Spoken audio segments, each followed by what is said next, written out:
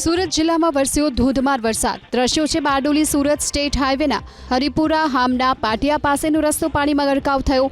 કડોદરાથી સુરત શહેર તરફ જતા મુખ્ય માર્ગ પર પાણી ભરાતા વાહન ચાલકોને હાલાકી।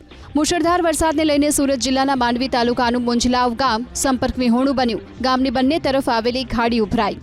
કડોદરાના સારોલી નજીક જળબંબાકાર નેશનલ હાઈવે પર ગોઠણસમાં પાણી ભરાયા, જેને લઈને વાહન ચાલકોને મુશ્કેલીનો સામનો કરવો પડ્યો।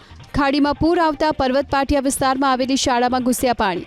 સ્કૂલનું મેદાન જાણે કે તળાવ બની ગયું। ક્લાસરૂમમાં પણ પાણી ફરી વળ્યા, જેથી વિદ્યાર્થીઓને રજા આપી દેવાઈ।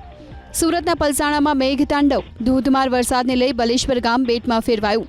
32 ગંગા ખાડી ઓવરફ્લો થતાં ગઈકાલથી જ બલેશ્વર ગામમાં જળબંબાકારની સ્થિતિ।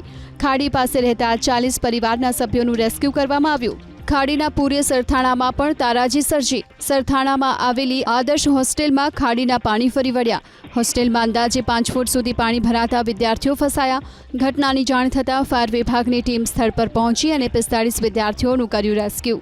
આ તરફ સુરતના વેસુમાં ચારે બાજુ પાણીનું સામ્રાજ્ય જોવા મળ્યું। માર્ગો જાણે કે તળાવ બની ગયા। ભગવાન મહાવીર કોલેજ પાસે કાર બંધ પડી જતા ધક્કો મારી બહાર કાઢવી પડી।